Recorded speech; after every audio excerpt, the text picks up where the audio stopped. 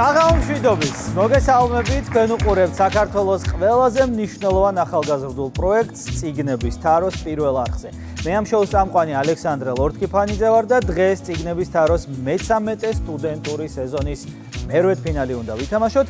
შესაბამისად წარმოგიდგენთ დღევანდელი თამაშის მონაწილე გუნდებს. მაშა ასე, თავისუფალი უნივერსიტეტის გუნდი ინდიაურა და კავკასიის უნივერსიტეტის გუნდი სალტ კროკელები. აბა როგორ ხართ? როგორი აურა გაქვთ? ინდიაურა.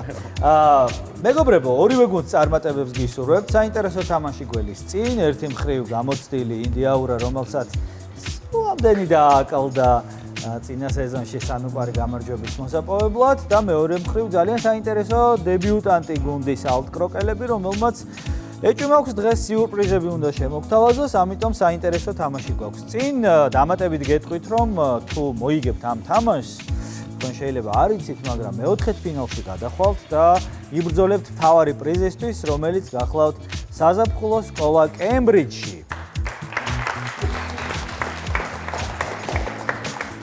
მოდი ვნახოთ ჩვენი დღევანდელი თამაშის მონაწილე გუნდები ვინ არიან, რას წარმოადგენენ, რას ფიქრობენ ერთმანეთზე და რამდენად კარგად იცნობენ საკუთარ გუნდებს. ვნახოთ ვიდეო რგოლი ინდიაურას მონაწილეობით.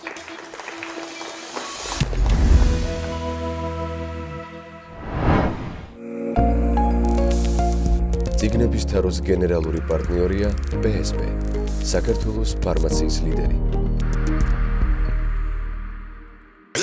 წიგნების თაროს გენერალური სპონსორია წყალი მთის. იცხოვრეს რო ყოფილად.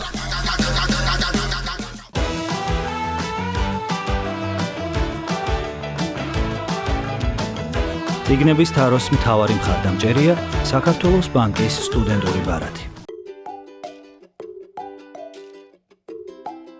მე მგონია, რომ მხოლოდ ეს გუნდი არის, ვინც ჩვენ შეგვაჩერებს ამ სეზონში, იმიტომ რომ შენი თავი არის შენი მთავარი მტერი და პირველი კონკურენტი, რომელიც შეხვდება. სანამ ნებისმიერ სხვა მეტოქეს შეხვდები, ასე რომ მე მგონია, რომ ინდიაურა არის ინდიაურას მთავარი კონკურენტი. მე დავწერე ცარიელი სიმრავლე, იმიტომ რომ მეტოქეები არ გყავს. უბრალოდ ეხლა მე მესამე ძი ვარ უკვე ამ მაგიდაზე. პრანჭვას აღარ დავიწყებ რა ეხლა რა. აქ მოსაგებად ვართ მოსულები და ყოველგვარი იმეების გარეშე. მე დავწერე აბერტო, არა იმიტომ რომ მათ ჩვენი შეჩერება შეუძლიათ, იმიტომ რომ რავი, როგორც კონკურენტი ვთვლი, რომ ძლიერი გუნდია და თან ბადე ისეა განაწილებული, რომ თუ შევხვდებით ერთმანეთს, შევხვდებით ფინალში და დაე ყველაზე, ესე იგი, როგორ თქვა რა, აი, შედარებით რთული ბრძოლისთანაც უნდა გავმართოთ, ეგ ხალხი დავწერე აქ. ჩვენი კამპუსის კოლეგები და ტიტულოვანი მეგობრები, წინაპრები, რომელმაც ჩვენგან განსხვავებით მოიგეს წიგნების თარო და იმედი გვაქვს ჩვენს გავიმეოროთ მაგ შედეგს. იმიტომ მგონია ყველაზე ძლიერი გუნდი, რომ უბრალოდ იმიტომ რომ ვარაზა ყავდათ და ვარაზა რო ყავს ყველაზე overpowered რამე ხარ რაღაც ამ დისციპლინაში ჩემი აზრით. თან რაღაც ერთნაირი გზა გვაქვს რა, გასავლელი, ერთი ფინალი წააგეს. ჩვენც იგივე გზას გეგმავთ და მგონია რომ ვარაზას წყალი თუ გადაგვესხა, კარგი იქნება, იმიტომ რომ არის საერთოდ მე მგონია რომ ნომერ პირველი ამ გადაცემის ისტორიაში და შესაბამისად მისი გუნდიც იყო ყველაზე ძლიერი. გვარდიოლას ვეკითხებიან ფავორიტი ვინ არისო და მესი რომელ გუნდში თამაშობს რა. ეგრე ვარაზა რომელ გუნდში თამაშობს, ისა ფავორიტი. გამბედაობის სიმცირესში გულისხმობ პირდაპირ ერთ რაუნდს, ეს არის ეკრანიზაციის რაუნდი, რომელზეც ცალსახად დავინახეთ 6-ვე მოთამაშემ, რომ ფელისიდადეს თუ რა პედრო ეწერა და რატომღაც პედრო პარამო არავინ არ თქვით, ანუ თქვით, მაგრამ აი არ იქნება ეგო და ჩვენ აღქმაში ეგ რაუნდი ძალიან ცუდად არის ჩარჩენილი, იმიტომ რომ +3 -3 ქულა იქნებოდა ეგ და სხვანაირად წავიდოდა მე მოვლენი. მეც მანდ ვიტრიალებ და ცოტას განვავრცობ ამას, არა მარტო ეგ რაუნდი, ზოგადად მთელი თამაში დაძაბულობა გაგვდევდა რა თან და ეგ რაღაც მხრივ აისახა შედეგში, რომელიც საბოლოოდ დაფიქსირდა რა. და იმედი მაქვს ეს აღარ განმეორდება შემდეგ ფინალში, რომელსაც ვითამაშებ. მე რაც შემეხება, მე მაინც ყველაზე მეტად გული იმაზე მწყდება, რომ აი ცოტა უფრო გამართული ენით საუბარი რომ შემეცლოს, იქნება აქ აღარ მიჯდე ეხლა რა. ამბერის ქრონიკებში მაგიური ბანკოვინ გამოიგონა, ვერ ავაწყე უბრალოდ მაქსო და პასუხი, მაგრამ წესიერად ვერ თქვი და შესაბამისად ხო ერთი ფული წავაგეთ მე ის ფინალი. ვაიდა რომ ამეწყო ის კითხო ვინც ის მე რა როგორ მოხდება. თუმცა ეს ყველაფერი ჰიპოთეტურია, მე არ მიყავს ჰიპოთეტური საუბარი. ამიტომ პრაქტიკულად ვისაუბრეთ ამ პრაქტიკულად ვისაუბრებ. აპლოდისმენტები თავისუფალი უნივერსიტეტის გუნდს ინდიაურა და მსგავსი ვიდეო რგოლი ამჯერად სალტკროკელების მონაწილეობით.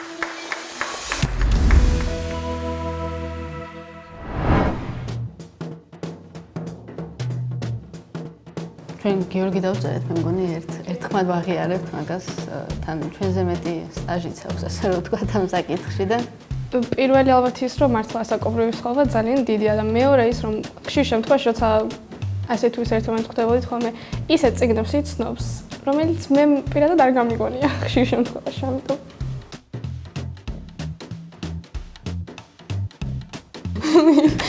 პირველი გადაწყვეტილება. ობიექტური მოცემულობა უბრალოდ. ანუ ყველაზე ენერგიულია ჯერ ეს ერთი ჩვენ სამშორის. და რა ვიცი. ვერსია შეხება თუ არ ეხება, მაინც გამოიძებნება რამეს ალაპარაკო, ალბათ სათქმელი.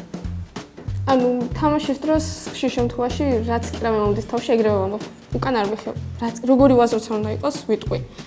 და ჩემი თავი, იმიტომ რომ თამაშის იქითაც სულ ლაპარაკობ. მიყვარს ლაპარაკი.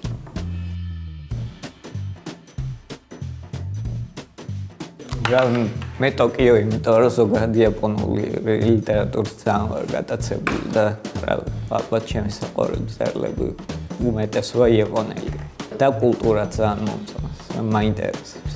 მე უფრო არალიტერატურული პასუხი მაქვს. ესპანური კულტურაც ძალიან მიყვარს, თვითონ ბარსელონას არქიტექტურა და სხვა ყველაფერი და სპორტული თვალსაზრისითაც წავიდეთ აუცილებლად. ხაშუში ეს ორივე გაერთიანებულია და თან ევროპის გულია და მეტი რა უნდა უთხრა ამას. თან ხაშურია. და გემრიელი კი არა და კარგი ჰამაკები აქვს და რომ მოგინდეს წამოწვა.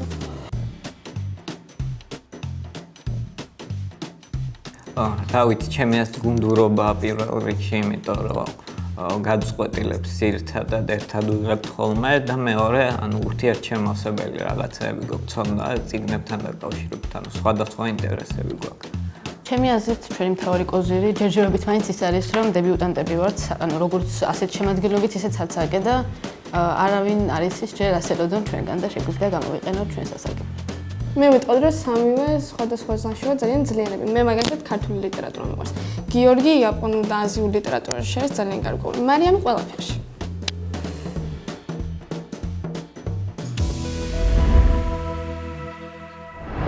აპლოდისმენტები კავკასიის უნივერსიტეტის გუნდ სალტკროკელები. ეხლა სანამ თამაშს დავიწყებდეთ, მე აუცილებლად უნდა შეგახსენოთ, რომ წიგნების თაროს გენერალური პარტნიორია PSP, საქართველოს ფარმაციის ლიდერი, წიგნების თაროს გენერალური სპონსორია წყალი მთის, იცხოვრე სრულყოფილად და რა თქმა უნდა, წიგნების თაროს მთავარი მხარდამჭერია საქართველოს ბანკის სტუდენტური ბარათი. აბა რა ვქნათ, ვითამაშოთ? დავიწყოთ თამაში წიგნების თარო. პირველი რაუნდი, პერსონაჟი.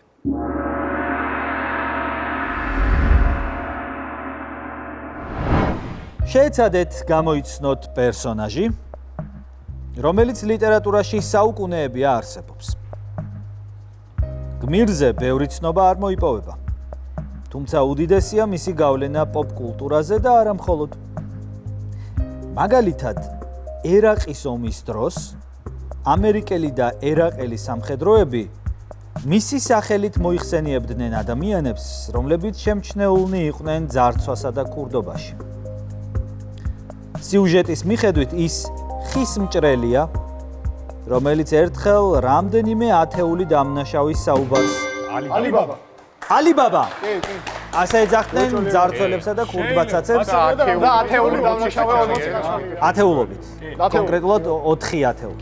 ეს ორი პასუხია, ეს არის ალიბაბა, რა თქმა უნდა, რომელიც 40 ყაჩაღის საუბარს მოისმენს, იქ გაიგებს რაღაც პაროლებს და შემდეგ დაეუფლება უთვალავ განს, აუარება განს. ეს არის რა თქმა უნდა ცნობილი სიუჟეტი 1001 ღამის ზღაპრებიდან. გავაგზავნოთ თამაში, პირველი რაუნდი ასე მედგრად და შეუპოვრად გავხსენით და მეორე რაუნდი. ციტატა.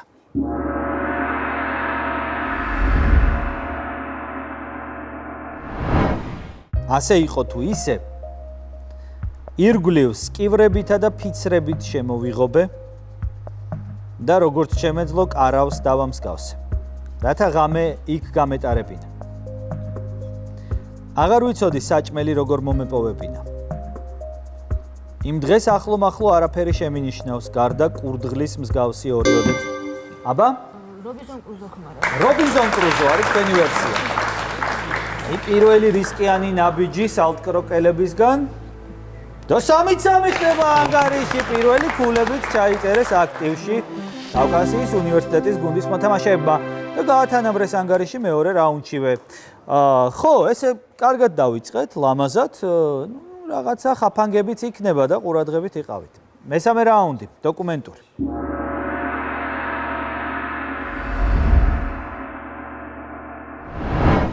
ეს წიგნი გასული საუკუნის 90-იან წლებში გამოიცა. მიუხედავად უდიდესი კომერციული წარმატებისა, ნაწარმოებს მრავალი კრიტიკოსი ჰყავს. ფინანსურმა მწერალმა ჯონ რიდმა წიგნზე საუბრისას თქვა, რომ მასში მკითხველი სასარგებლო რჩევას ფიზიკურად ვერ შეხვდება. მიმომხილველი რობ უოკერი კი ნაწარმოებს იგავურს უწოდებს. წიგნის ავტორი იაპონური წარმოშობის ამერიკელი ბიზნესმენია. ეს უნდა იყოს ისტორიის დასასრული. ისტორიის დასასრული. ვინ არის ავტორი? ფრენსის ფუკუიამა. ფრენსის ფუკუიამა. ეს არ არის სწორი პასუხი. ეს არ არის სწორი პასუხი და ვაგრძელებ შეკითხვას ალტკროკელებისთვის, შეგიძლიათ მოისმინოთ მშვიდად. როგორც ის აღნიშნავს ავტორი, ამ თხზულებაში სურდა ხაზი გაესვა ფინანსური დამოუკიდებლობისა და განათლების მნიშვნელობისთვის. სათაურში მოცემული ორი სიტყვათ შეთანხმება შინაარსობრივ დატვირთვასაც ატარებს. პირველი მათგანი ავტორის მეგობრის მშობელია, რომელმაც სწორი ფინანსური ნაბიჯებით დიდძალი ქონება დააგროვა. ხოლო მეორე სიტყვათ შეთანხმება საკუთარ მშობელს მიემართება, რომელიც მძიმე შრომის მიუხედავად სიდუხჭირეში ცხოვრობს. დიდარი მამა, ღარიბი მამა. ეს არის დიდარი მამა, ღარიბი მამა. ეს სწორი პასუხია აბსოლუტურად რობერტ კიოსაკის ბესტსელერი, ძალიან პოპულარული ტექსტი, დიდარი მამა არის მეგობრის, ღარიბი სამწუხაროდ თავად რობერტ კიოსაკის, თუმცა ავტორმა სახელი გაითქვა ამ ნაშრომით და სალტკროკელები წინ გაიჭრნენ 6-3 ხდება ანგარიში 6-3. გავაგზავნოთ მეოთხე რაუნდი. სხვადასხვა.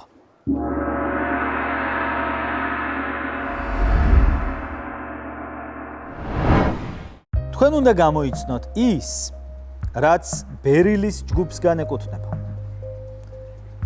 მისი წარმოშობა ძირითადად გამოწვეულია მაგმის მჟავისა და მაგმური ქანების ურთიერთქმედებით. კარგი ხარისხისას შევხვდებით მათ შორის კოლუმბიაში, ბრაზილიაში, ზამბიასა და ეგვიპტეში. საინტერესოა, რომ მას ძველ დროშით ძალზე აფასებდნენ და მისით ვაჭრობდნენ კიდეც. შაჰ ჯაჰან პირველი, ვის დროსაც ტაჯ მაჰალი აშენდა, ამ ნივთიერებას თილისმის სახით დაატარებდა. აბა სალტკროკელები? მარმარილო. მარმარილო. ქვა. მარმარილო მესმის, კი. მაგრამ არ არის ეს სწორი პასუხი, თათია, სამწუხაროდ. ეს არ არის მარმარილო. ამჯერად შეკითხვას გავაგრძელებ ინდიაურასთვის. ამ ქვის თვისებებში გამოსარჩევია ფერი და გამჭვირვალობა. ლიტერატურას რაც შეეხება, ის ქართული ნაწარმოების სათაურშიც ფიგურირებს. მასში ჩვენს ქვეყანას იმპერატორი მართავს, რომელიც არაერთი ახირებით გამოირჩევა, მათ შორის ტოპონიმთა გადანაცვლებით. ეს არის ზურმუხტი, ნამდვილად ზურმუხტი. მორიდებული ზურმუხტი არის აკა მორჩილაძის ძალიან ცნობილი ნაწარმოები, რომელშიც როგორც წიგნების თაროში არაერთხელ გაჟღერებულა, ფოთს თბილის შეარქმევენ, თბილის კი ფოთს. 6-6 ხდება ანგარიში მეოთხე რაუნდის შემდეგ, რა საინტერესო თამაშია, ჯერჯერობით არც ერთი კითხვა არ ჩავარდნილა და თანაბარი ანგარიშია. მეხუთე რაუნდი, ვიდეო შეკითხვა.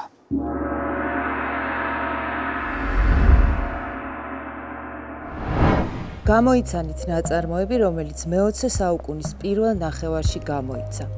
თავისი მაგნუმ ოპუსის შექმნიდან გარკვეული პაუზის შემდეგ ავტორი მხოლოდ ჩანაწერებს აკეთებდა, რომლებიც ეპიზოდებად გადაიქცა.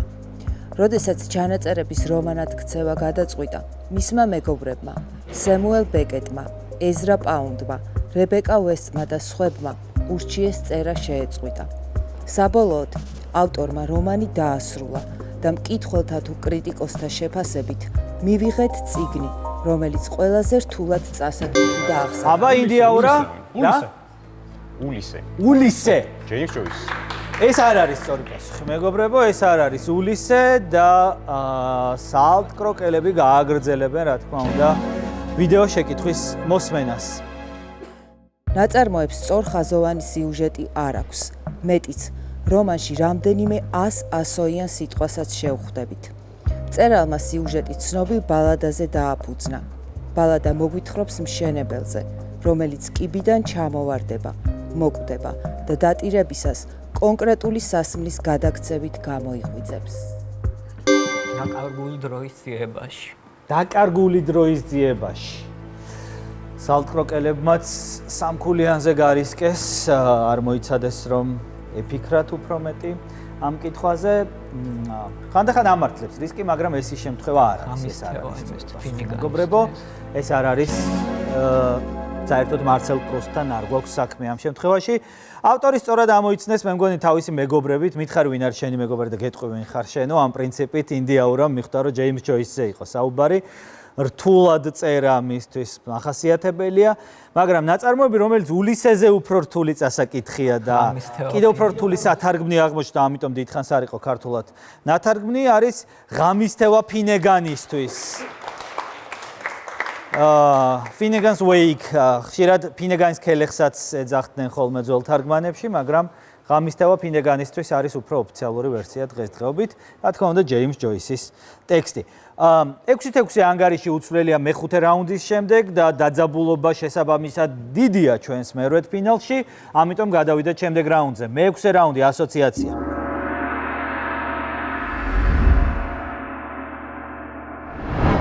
ცალმხრივი სიყვარული, ცოლის სიკვდილი, მეორე მეუღლე,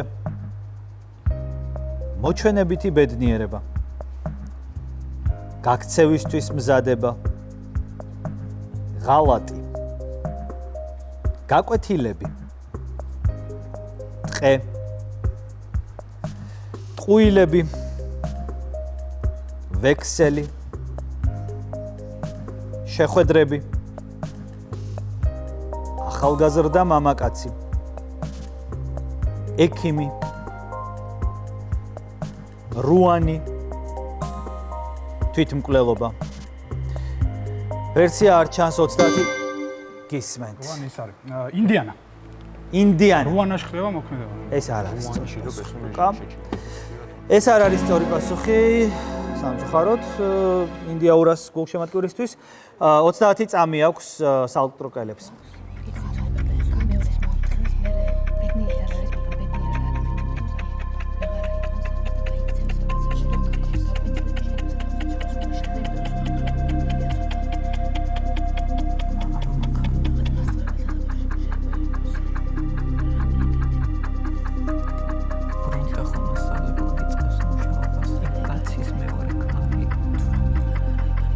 სამი, 2, 1 და ჯეინი არის? ჯეინი არის არ არის სწორი პასუხი. ჯეინი არის არ არის სწორი პასუხი, მეგობრებო, შეგეძლოთ დამატებითი მინიშნებისთვის მოგეცადათ და მე მგონი ამ შემთხვევაში გამოიცნობდით, იმიტომ რომ უკვე პერსონაჟების სახელებსაც გეტყოდით. რუანი და ექიმი, ბიჭებო. რუანელი ექიმი. რუანი ქალაქია ცნობილი საფრანგეთში, ნორმანდიაში. და ამ ექიმის ცოლი, რომელიც უბედურია თავისი ყოფით. მადამ ბოვარი. და თავსაც იკლავს დარიშხანით. ეს არის მადამ ბოვარი. ეს არის გუსტავ ფლობერის უკვდავი რომანი, უკვდავი კლასიკური რომანი მადამ ბოვარი და მე მგონი ძალიან გაართულეთ ამ შემთხვევაში საქმე, ძალიან სხვაგან წახვედით. დარწმუნებული ვარ, ორივე გუნდს შეეძლო უფრო მობილიზებულად, კონცენტრირებულად რომ ეაზროვნათ. გამოეცნოთ ეს შეკითხვა. მე-7 რაუნდი, ავტორი.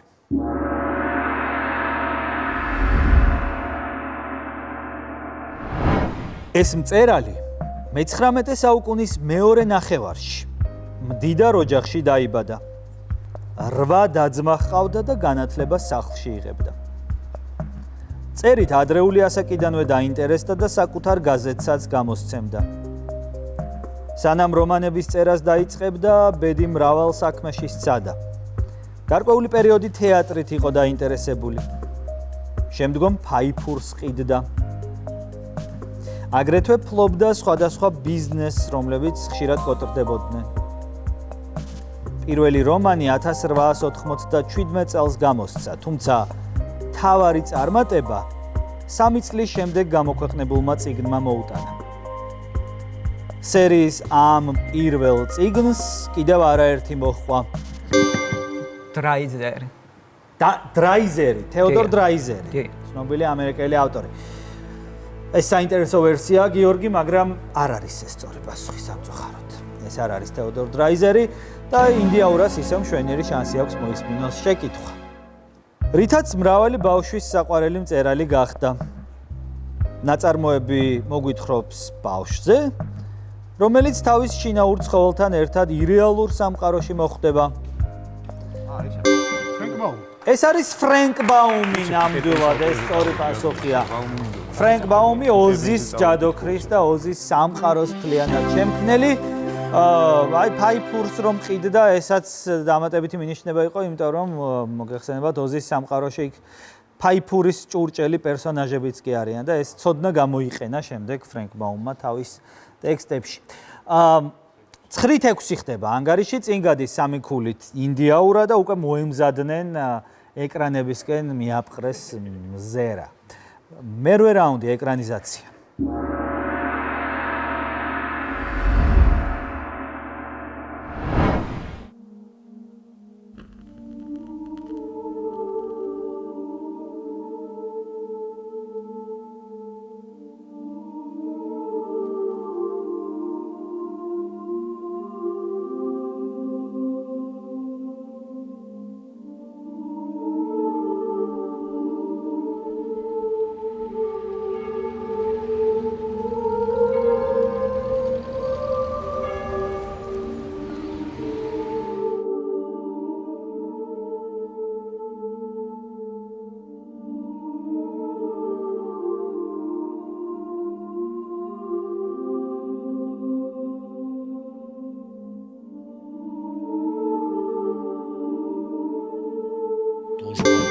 გისმენთ?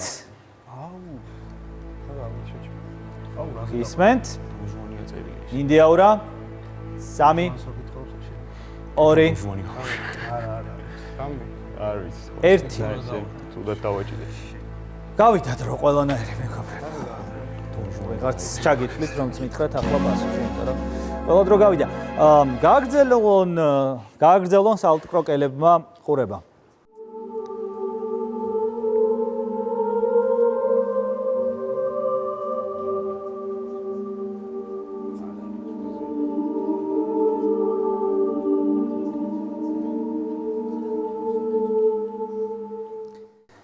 ვერსია არ არის 30 წამი იფიქრეთ.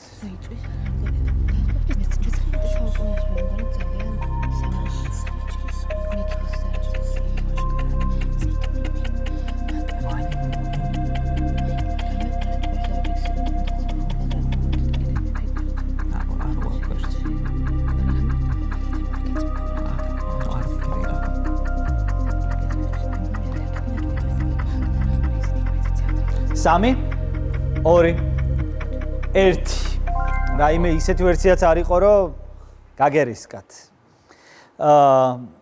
ეხლა ძალიან კაი იქნება პასუხი რომ დონ ჟუანი იყოს, მაგრამ არ არის რა თქმა უნდა. იმიტომ რა თქმა უნდა დაინახეთ ეს წარწერა, მაგრამ ესე მარტივადაც არ იქნებოდა საქმე. მაგრამ დონ ჟუანის პარტიტურა ჩანდა. პარტიტურას როგორც წესი რაიმე მუსიკალურ დაწესებულებებში იყენებენ, როგორც არის რა ვიცი, ფილარმონია, საკონცერტო დარბაზი ან ოპერა და შემდეგ ჩანდა როგორ იწვოდა შენობა, ოპერის მოჩვენება, რომელი ნაწარმოების ბოლოს იწვის და ადგურდება. ბოლოს არა, მაგრამ ხო, ნაწარმოებში. ხო, ეს იყო ოპერის მოჩვენება, მეგობრებო, ოპერის მოჩვენება. გასტონ ლერუს ძალიან ცნობილი ნაწარმოებია, ასევე ცნობილი არაერთი ეკრანიზაციით, რამდენიმე ეკრანიზაცია აქვს ამ ნაწარმოებს. და ესე რაღაცა ლოგიკური ჯაჭვით შეიძლებოდა მიუსულიყავით პასუხამდე. იქ ნიღბიანი ხალხიც ჩანდა მეჯლისზე, რაღაცა მოგონებებიც ჩანდა და ასე შემდეგ. გავაგრძელოთ თამაში. გავაგრძელოთ არაუშავს 9-6. ანგარიში მე-9 რაუნდი ნაწარმოები.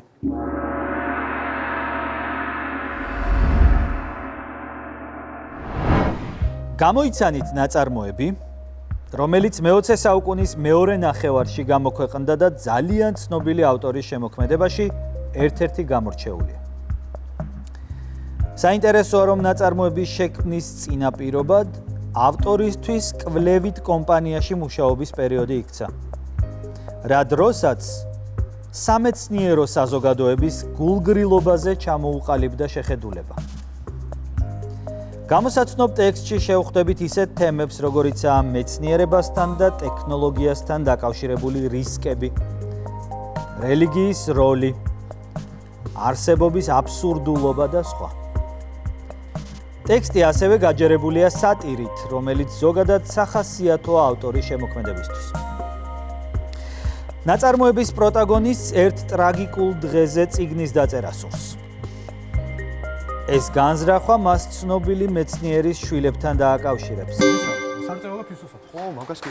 სარწეველა ფისოსათვის. რატომ? ფელიქს ჰონიკერის შვილებთან დააკავშირებს, ვინც წერს და ყველაფერი ჯდება. და ვინ იყო ჰონიკერი? ჰონიკერი იყო მეცნიერი, რომელიც კინული ცხრა შექმნა და იყო ატომური ბირთვული იარაღის ეკვივალენტი იმ ნაწარმოებში და ასე შემდეგ. აჰა, კონკურენტების სახელმაც გაიჟღერა. ეს ორი პასუხია, ეს არის სარწეველა ფისოსთვის, ნამდვილად ფისოსათვის. ან ადრე ვისაც აქვს წაკითხული, უფრო ეცნობა სათავედ კატის აკვანი, იმიტომ რომ ასეც ეძახდნენ ხოლმე ბოლო თარგმანში ეს არის არწეველა ფისოსთვის. კურტ ვონეგუტის ძალიან ცნობილი ნაწარმოებია და არჩენი უკვე დეტალები გუკამაც ახსნა თავის პასუხში. შედეგად ანგარიში ხდება 12-6, პირველი ეტაპის ბოლოს 6 ქულით დაწინაურდა ინდიაურა და წინ გვაქვს ქართული რაუნდები, რომელშიც სწორედ 6 ქულა შეუძლიათ მოიპოვონ გუნდებმა. წიგნების თაროს გენერალური პარტნიორია PSP, საქართველოს ფარმაციის ლიდერი. წიგნების თაროს გენერალური სპონსორია წყალი მთის. იცხოვრეს რო ყოფილად.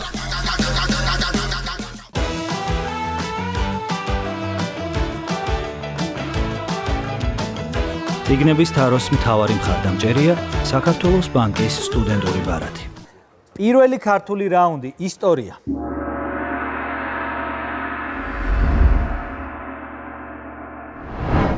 თქვენ უნდა გამოიცნოთ ის, რაც დღევანდელი თურქეთის ტერიტორიაზე მდებარეობს. წყაროებში აბულ კასიმის ლაშქრობასთან დაკავშირებითაა მოხსენიებული, თუმცა მე-10 საუკუნემდე უნდა იყოს აგებული. ეს ციხესიმაგრე სტრატეგიულ წერტილში მდებარეობდა და აკონტროლებდა როგორც სამცხე შავშეთის დამაკავშირებელ გზას, ისე აჭარასა და არტანს. მე-10 საუკუნეში ის გურგენ აბა? არტანუჯი? არტანუჯი?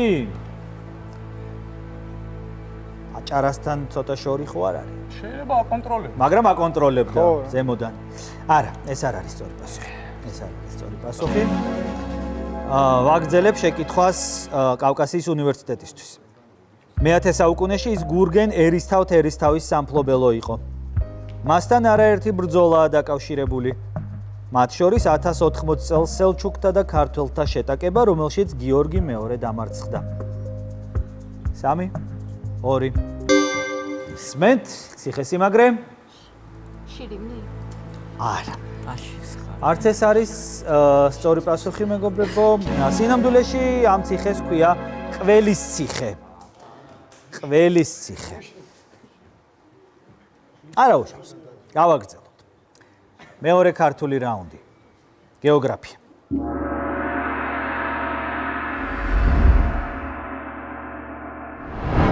გამოსაცნობი გეოგრაფიული ობიექტი ჩოხატაურის მუნიციპალიტეტში მდებარეობს. 2014 წლის მონაცემებით სოფელში 200-მდე ადამიანი ცხოვრობს. ესაა ბალნეოლოგიურ კლიმატური კურორტი, რომელშიც როგორც ფოთლოვან, ისე ხელოვნურად გაშენებულ წიწვოვან ტყესაც შევხვდებით. საინტერესოა სოფლის სახელის წარმოშობის ისტორია. ერთი ვერსიით იქ სამეფო ბეღლები ყოფილა. ეს არის ნაბეღლავია, სწორი პასუხია ნამდვილად. თუ ბეღლები იყო და აღარ არის, ესე იგი იქაურობა არის ნაბეღლავი. და გურიის ძალიან ცნობილი კურორტი არის, რომელიც ცნობილ წყალსაც აწარმოებს. ორი ქულა სალტკროკელებს ამცირებენ სხვაობას და კიდევ ერთი რაუნდი. მესამე ქართული რაუნდი, კულტურა.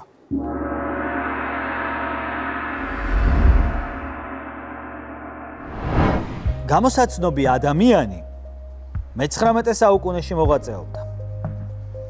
მამის გარდაცვალების შემდეგ ოჯახი მძიმე ფინანსურ მდგომარეობაში ჩავარდა.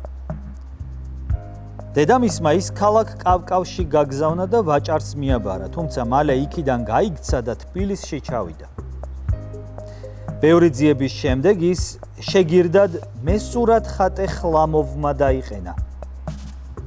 ხელობა შეასწავლა და რამდენიმე წლის შემდეგ სახელოსნოს გახსნაშიც დაეხმარა. იმდროინდელ თბილისში ბევრი არაქართული ფოტოგრაფი იყო, თუმცა ეს ადამიანი იყო ერთადერთი ამდენ უცხოელს შორის. მას არაერთი მოღვაწის დოკუმენტისა თუ მხარის ფოტო აქვს გადაღებული და ისტორიისთვის შემონახული. 3 2 აბა გისმენთ. მინდიაურა 3 2 1 ვერსია შესაბამისად შეგვიძლია გავაწითლოთ მათი მაგიდან და სალტკროკელებს აქვთ უფლება რომ დააფიქსირონ თავისი ვერსია გისმენთ? ყოს არ გვაქვს. ვინ? არ გვაქვს ნორმალური. არც თქვენ გაქვთ ვერსია, სარწმუნო. ხო, ეს მართლაც არის პირველი ან როგორც ვინმე ერთ-ერთი პირველი, დოკუმენტურად პირველი ქართული ფოტოგრაფი ალექსანდრე როინაშვილი.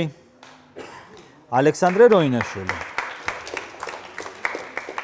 ზოგადი რაუნდების დრო დგება ჩვენს თამაშში და ხელოვნებაში ვინც ერკვევით უკეთ აბა დარჩით მაგიდებთან. ნიკა, გიორგი, პირველი ზოგადი რაუნდი, ხელოვნება.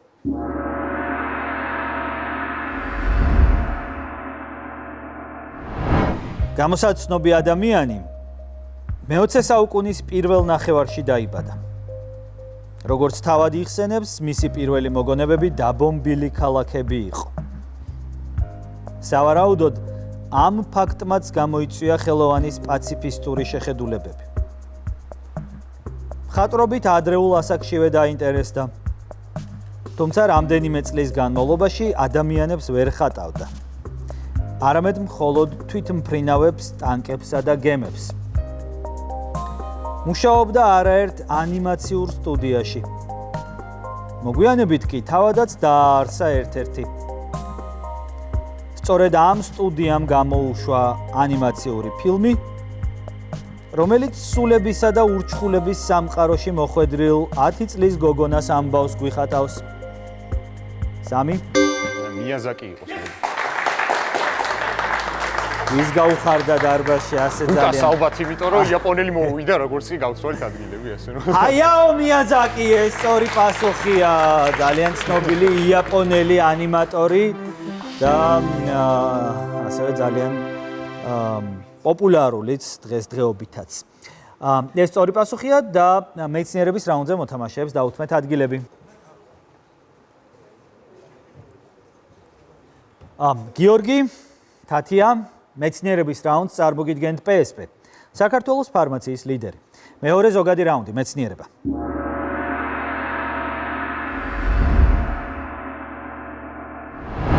ადამიანი, რომელიც უნდა დაასახელოთ. მე-20 საუკუნის პირველ ნახევარში დაიბადა. ბავშვობაში ავადმყოფობდა და ამიტომ ძალიან გამხდარი იყო. პირველი მსოფლიო ომის შემდეგ ის მექანიკითა და დიზაინით დაინტერესდა. რაც შემდგომ საქმიანობაში ძალიან გამოადგა. მოგვიანებით სამხედრო საზღვაო სასწავლებელში ჩააბარა და წყლის სამყაროს მიმართ ინტერესი კიდევ უფრო გაუღვივდა. 50-იან წლებში ხომალდ კალიფსოთი ოკეანოგრაფიულ გამოკვლევებს აწარმოებდა. რამდენიმე წლით ადრე მან აკვალანგის პროტოტიპი გამოსცა და რაც შემდგომ აღმოჩენებშიც დაეხმარა. 3 2 1 აკვალანგის გამომგონებელი მის ხომალდს კალიფსო ერქვა და დამატებით გეტყოდით, მაგრამ აღარ გითხარით, რომ დოკუმენტური ფილმების სერიაც არსებობს მისი ოკეანური გამოკვლევების შესახებ. ეს არის ჟაკ ივ კუსტო. სპორტის რაუნდი ვითამაშოთ, მეგობრებო.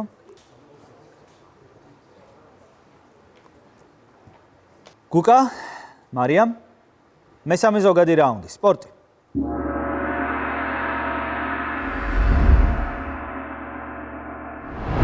გამოიცანით ნაგებობა, რომელიც გასული საუკუნის პირველ ნახევარში აშენდა. ფაშისტური მთავრობა სპორტს პროპაგანდის საშუალებად იყენებდა და არენაც ამისთვის იყო გამიზნული. თუმცა პირველი რამდენიმე წელი მხოლოდ სამხედრო აღლუმებისა და შეკრებებისთვის გამოიყენებოდა. გარკვეული პერიოდის განმავლობაში სტადიონი 100,000-ზე მეტ ადამიანს იტევდა, ამიტომ მას ჩენტომილიას უწოდებდნენ. ეს სახელი მას შემდეგ შეიცვალა, რაც დედაქალაქმა ზაფხულის მე-17 ოლიმპიურ თამაშებს უმასპინძლა. გეტყვით იმასაც, რომ სწორედ ამ არენაზე გაიმართა ჩემპიონთა ლიგის ფინალი 2009 წელს. სტადიო ოლიმპიკო. ოლიმპიური თამაშები გაიმართა და მას შემდეგ მას უწოდეს სტადიო ოლიმპიკო. რა თქმა უნდა, რომზე გვაქვს საუბარი ამ შემთხვევაში. ეს სწორი პასუხია, 2 ქულა ინდიაურას და ის დროა, რომ ბლიცზე გადავიდეთ, მეგობრებო, მაგიდებთან გთხოვთ ბლიცის მოთამაშეებს. აჰა, აქ ხართ უკვე, ესე იგი. კეთილი, ანგარიშია 16-ით 8 და შესაბამისად უნდა დავიწყოთ ბლიცი. ბლიცის ეტაპს წარმოგიდგენთ საქართველოს ბანკის სტუდენტური ბარათი. გუკა, მზად ხარ? კი. დავიწყოთ ბლიცი გუკასთან.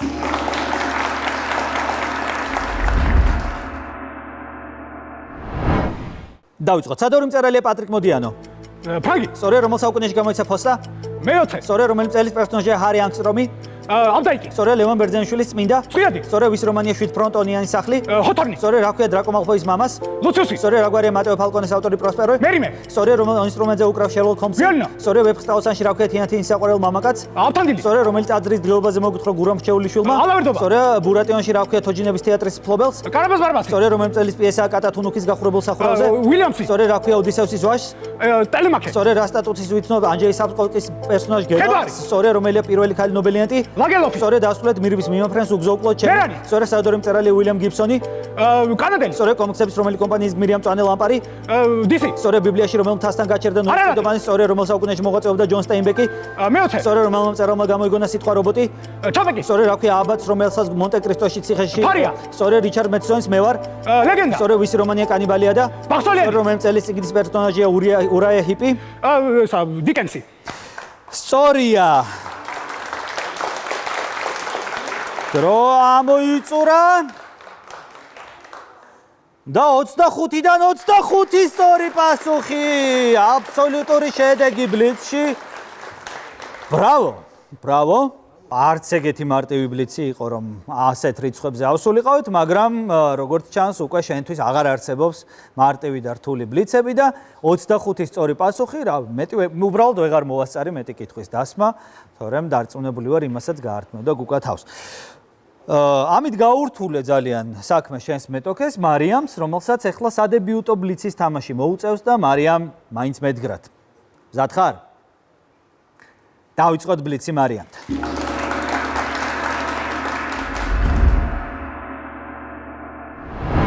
დავიწყოთ. სადავრი მწერალია მოიენი? ფრანგი. ჩინელი, რომელ საუკუნეში გამოიცა თარმის მაწანწალები? მე-20. სწორედ რომელი წელის პერსონაჟია იოსარიანი? შემდეგ.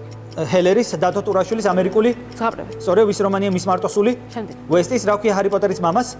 ჯეიმს. სწორედ რა გვარია მოთამაშის ავტორი ფეოდორი? დოსტოევსკი. სწორია, რა გვარია შერლოკ ჰოლმსის სახლის მეპატრონე? ჰატსონი. სწორია, ვეფხისტყაოსანში რა ქვია ნესტან დარეჯანის საყვარელ მამაკაც? ტარიელი. სწორია, გამსახურდია, რომელიც აზარია აშენა დიდოსტატმა? სვეტიცხოველი. სწორია, ბურატიონში რა ქვია მალვინას ძაღლს? არტემონი, რომელიც წელის პიესაა კომივოიაჟერის სიკვდილი? მილერის რა ქვია ოდისევსის ცოლს? პენელოპე. სწორია, რა სტატუსით ვიცნობთ კინგის პერსონაჟ დისკეინს? შემდეგ. სროლელი, რომელია პირველი ნობელიანტი ლიტერატურაში? შემდეგ. პრიუდომი დასრულეთ უკან მომჩხავის თვალბედით შავი. სწორია, სადორი მწერალია რიჩარდ მორგანი? ამერიკელი. ბრიტანელი კომიქსების რომელი კომპანიის გმირი ადამიანი ჭიანჭოლა? დისი. მარველის რომელ მთაზე მისცა ღმერთმა მოსეს 10 მცნება? სინე. სწორია, რომელ საუკუნეში მოღვაწეობდა ერნესტ ჰემინგუეი? მეოცე. სწორია, რომელ მწერალმა შექმნა რობოტიკის სამი კანონი? აზიმოვი. სწორია, რა ქვია გრაფ მონტე-კრისტოს საყვარელ ქალს? მერსედესი. სწორია, აირა ლევინის როზმარის შემდეგ. შვილი. დრო ამოიწურა. დრო ამოიწურა და დებიუტისტის მშვენიერი ბლიცი შემოგთავაზა მარიამმა. 13 სწორი პასუხი, აპლოდისმენტები მას. აპლოდისმენტები და დაბრუნდით მოთამაშეები, რომ საბოლოო ანგარიში გამოვაცხადოთ. საბოლოოდ კი ანგარიშით 41-21 მეოთხედფინალში გადადის თავისუფალი უნივერსიტეტის გუნდი ინდიაურა. მეგობრებო, გილოცავთ. ეს ერთი და სხვა მრავალი გადასვლები და მოგებები და ისე რომ მხოლოდ ამ სეზონში. წარმატებებს გისურვებთ მოკლედ. აპლოდისმენტები ინდიაურას.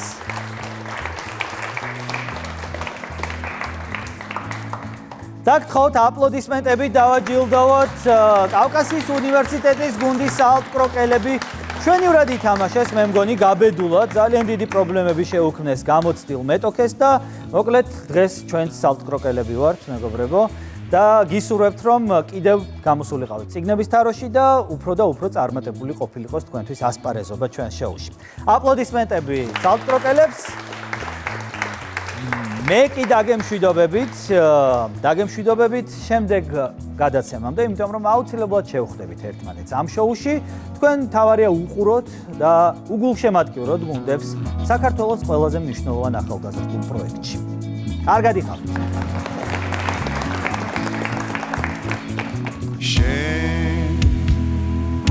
ვერ მასწავლი ჭკუას ანბან განდონ ჩვენ არა გვაქვს დილის დრო and wings and ანგელოდები ჩვენთან ანბან განდონ ჩვენ არა გვაქვს დილის დრო and wings and